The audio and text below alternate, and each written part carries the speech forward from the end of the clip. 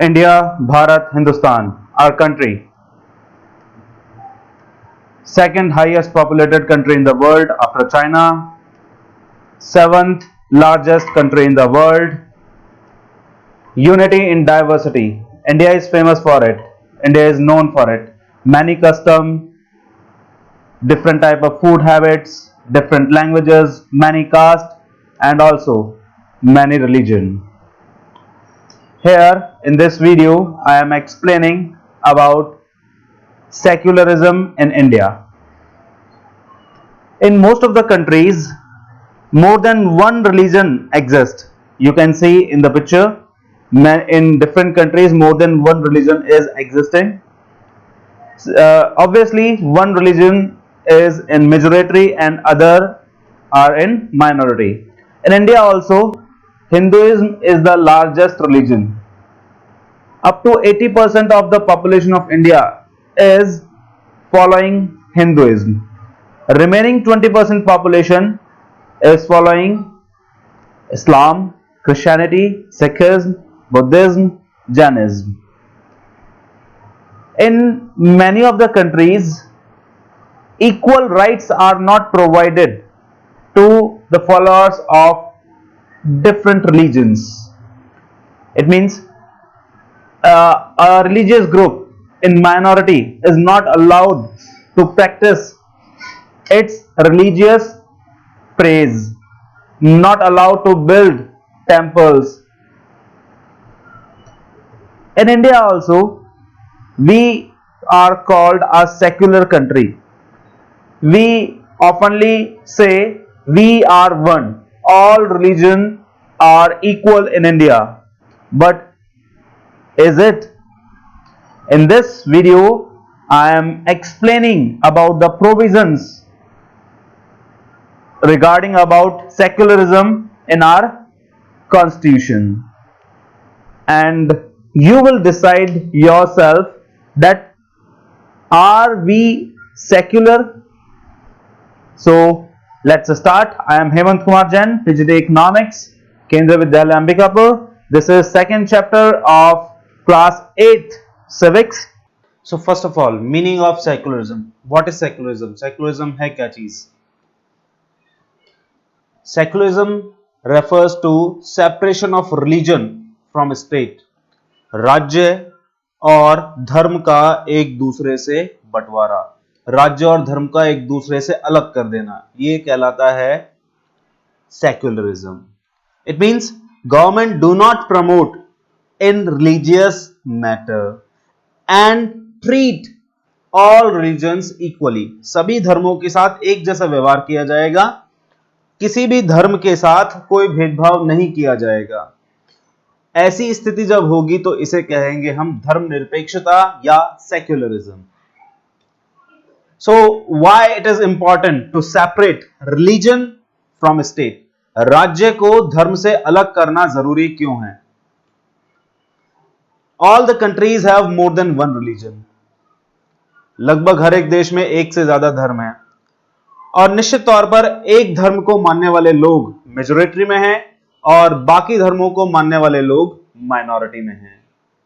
तो अगर ऐसा हो कि ये जो मेजॉरिटी में है, एक धर्म को मानने वाले लोग ज्यादा संख्या में हैं, उनके पास स्टेट की पावर आ जाए, उनके पास राज्य की शक्ति आ जाए, देन व्हाट हैपन?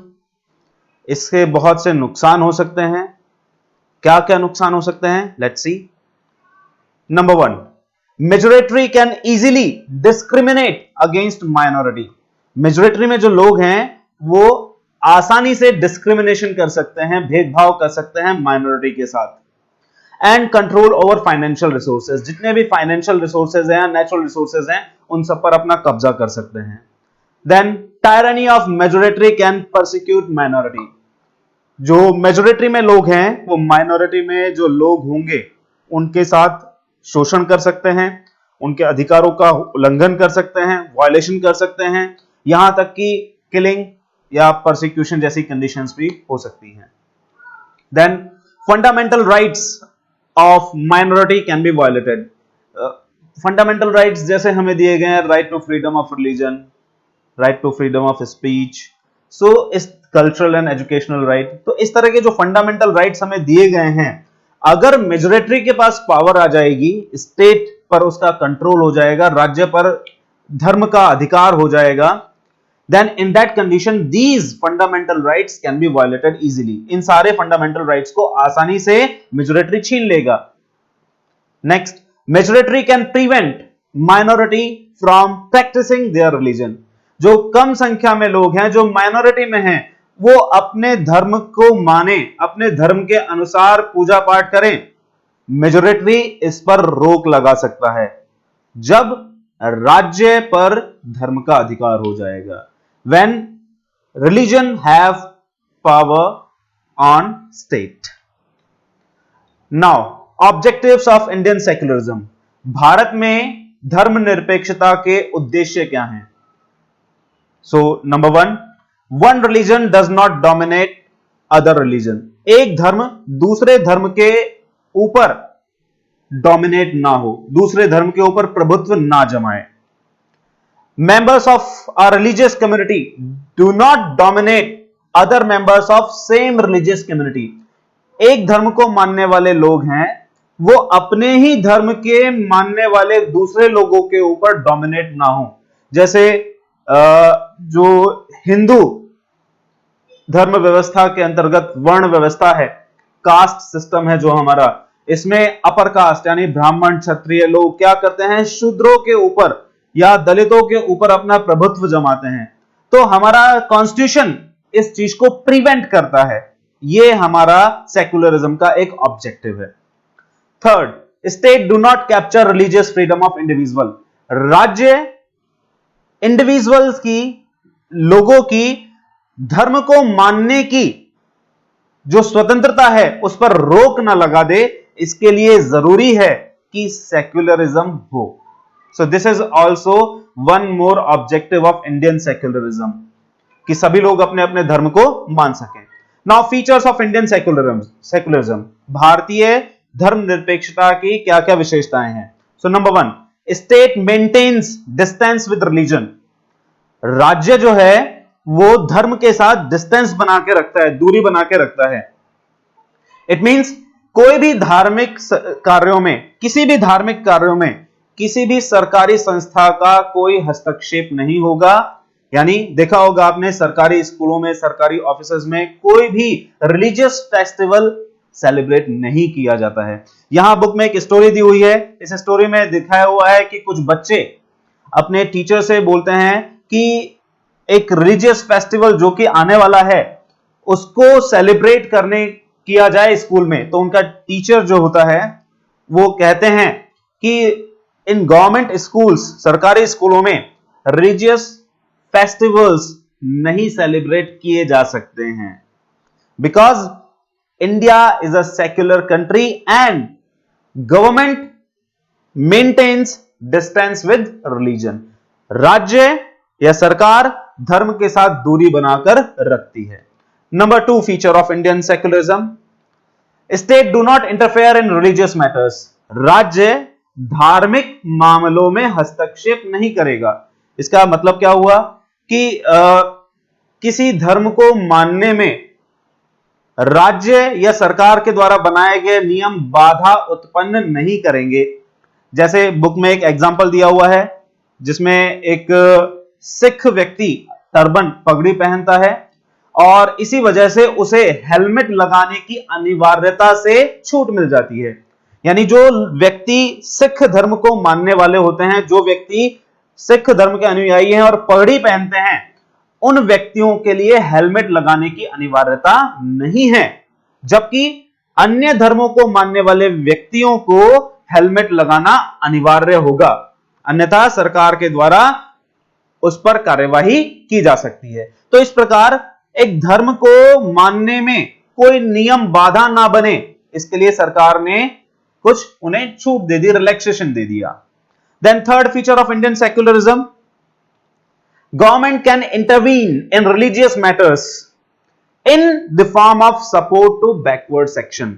सरकार इंटरवीन कर सकती है, सरकार हस्तक्षेप कर सकती है, लेकिन उस दशा में जबकि समाज में उसकी बहुत अधिक आवश्यकता हो, उस धर्म विशेष के व्यक्तियों को उस तरह के हस्तक्षेप की आवश्यकता महसूस हो रही हो।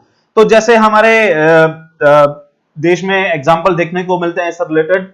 नंबर 1, जैसे एग्जाम्पल हम कह सकते हैं हिंदू धर्म में जो अनटचेबिलिटी, छुआछूत की व्यवस्था थी, उसे खत्म करने से संबंधित। दूसरा, अभी जो रिसेंटली हुआ है कुछ समय पहले ही, बैन ऑन ट्रिपल तलाक। मुस्लिम धर्म के व्यक्ति, पुरुष 3 बार तलाक बोलते थे और महिलाओं के साथ उनका संबंध खत्म हो जाता था। तो हमारी सरकार ने इंटरफेयर किया, अनटचेबिलिटी को खत्म किया, ट्रिपल तलाक को खत्म किया। इसी तरह हिंदू धर्म में पहले पॉलीगैमी, बहु विवाह प्रथा प्रचलित थी, उसे भी इसी प्रकार से खत्म किया गया। How does Indian secularism is different from American secularism?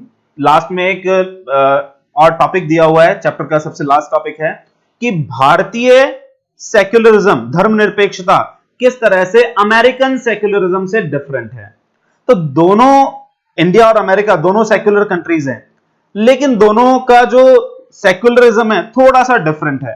क्या डिफरेंस है देखते हैं इन्हें। इंडियन सेक्युलरिज्म में क्या किया हुआ है, स्टेट और रिलीजन का सेपरेशन किया हुआ है, but that separation is not too much rigid. वो बहुत ज्यादा रिजिड नहीं है, बहुत ज्यादा स्ट्रिक्ट नहीं है। यानी अगर आवश्यकता पड़े तो सरकार हस्तक्षेप कर सकती है, जैसे अनटचेबिलिटी, पॉलीगैमी और ट्रिपल तलाक में हमने देखा। देन अमेरिकन सेक्युलरिज्म के बारे में बात करें तो अमेरिकन जो सेक्युलरिज्म है वो बहुत ज्यादा स्ट्रिक्ट सेपरेशन की बात करता है। राज्य और धर्म के बीच में एक बहुत ही अधिक स्ट्रिक्ट, एक बहुत ही रिजिड सेपरेशन हो रखा है। यानी किसी भी हालत में धर्म राज्य के मामले में और राज्य धर्म के मामले में हस्तक्षेप नहीं करेगा। सो इस तरह से Indian secularism and American secularism में रिजिडिटी या सेपरेशन को लेकर जो स्ट्रिक्टनेस है उसके आधार पर डिफरेंस है। इंडियन सेक्युलरिज्म में स्ट्रिक्टनेस कम है, आवश्यकता पड़ने पर सरकार या राज्य हस्तक्षेप कर सकता है, बट अमेरिकन सेक्युलरिज्म बहुत ही ज्यादा स्ट्रिक्ट है, वहां पर स्टेट द्वारा रिलीजियस मैटर्स में इंटरफेयर करना बहुत मुश्किल है। So this is the last of our chapter. Thank you.